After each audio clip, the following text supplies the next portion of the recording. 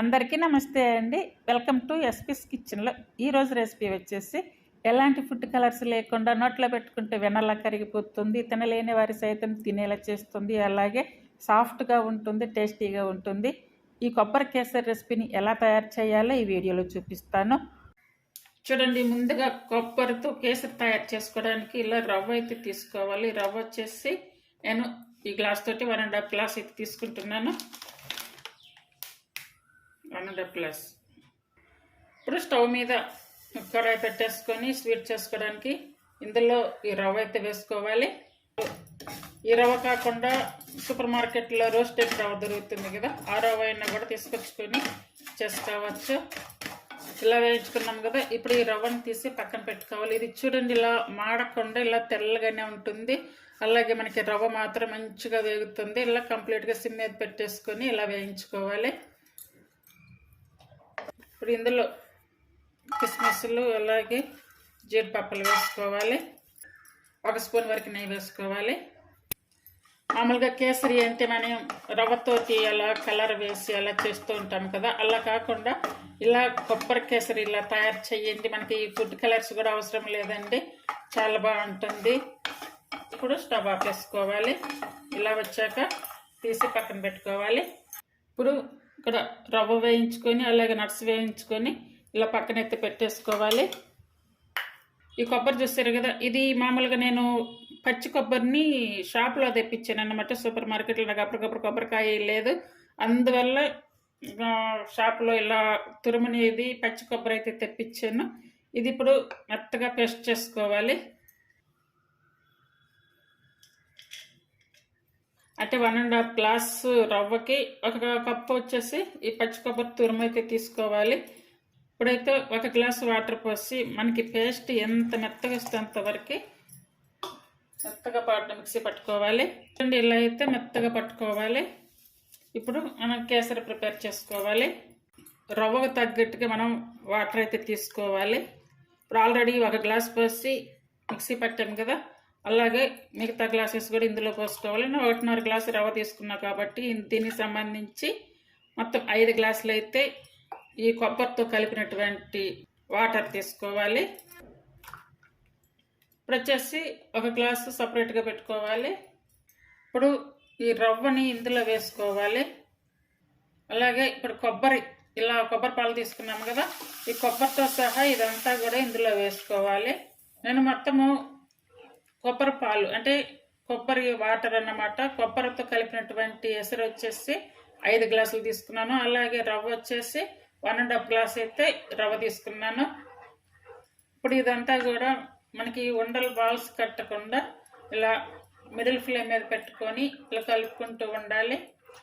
ఇప్పుడు ఇది ఉంది కదా, కోకోనట్ మిల్క్ పౌడర్ అండి. ఇది సూపర్ మార్కెట్లో దొరుకుతుంది మనకి. ఇది వచ్చేసి 2 స్పూన్స్ అయితే తీసుకోవాలి. వెంటనే ఇలా కలుపుకుంటూనే ఉండాలి, లేకపోతే కనుక అంతా ఒకటే గడ్డగా వచ్చేస్తుంది. కంప్లీట్గా సిమ్ మీద పెట్టేసుకోవాలి. ఇప్పుడు చూడండి, ఈ మిల్క్ పౌడర్ వచ్చేసి 2 స్పూన్స్. సపరేట్గా వాటర్ పక్కన పెట్టుకోమని చెప్పే కదా, ఆ వాటర్ ఇందులో పోసి ఇది ఉండలు కట్టకుండా బాగా మెత్తగా ఇట్లా లిక్విడ్ లాగా రావాలి. అలా వచ్చే వరకు బాగా కలుపుకోవాలి. 4-5 స్పూన్ల వరకు నెయ్యి వేసుకోవాలి, కలుపుకుంటూ ఉండాలి.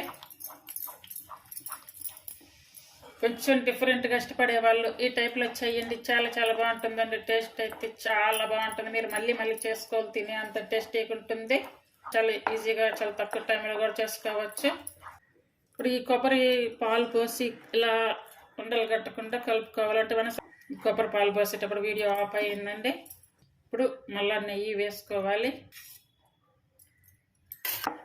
నోట్లో పెట్టుకుంటే ఇట్లా వెన్నెలా కరిగిపోతుంది, అంత స్మూత్గా అంత బాగుంటుంది టేస్ట్.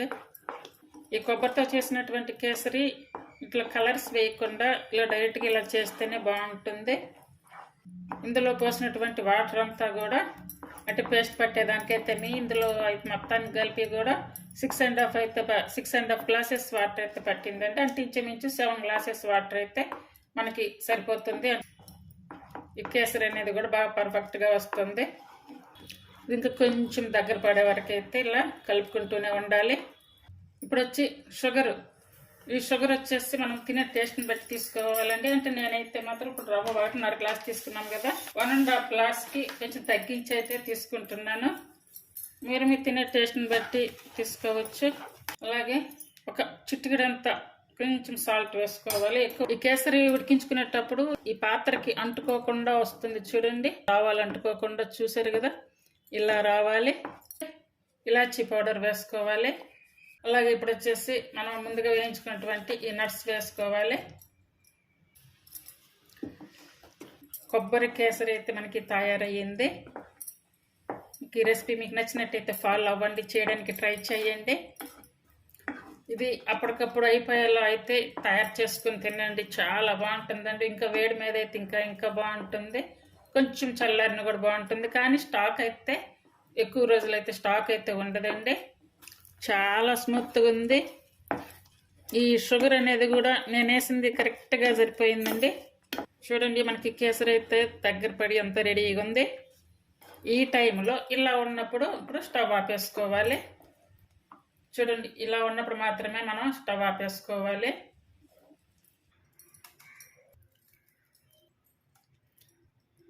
చూడండి, అందరూ కూడా కొబ్బరి కేసరి అయితే ఇలా తయారు చేయండి. చూడండి, చాలా సాఫ్ట్గా ఉంది.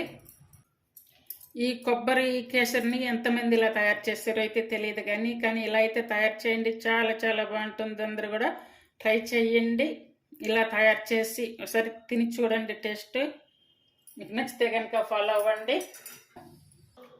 చూడండి, చాలా స్మూత్గా ఉంది అసలు, చూసారు కదా.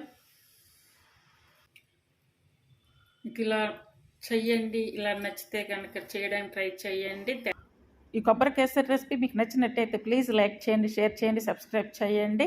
అలాగే హైప్ ఆప్షన్ ఉందండి, హైప్ ఆప్షన్ ఇచ్చి ఛానల్ సపోర్ట్ చేయండి. Thank you for watching.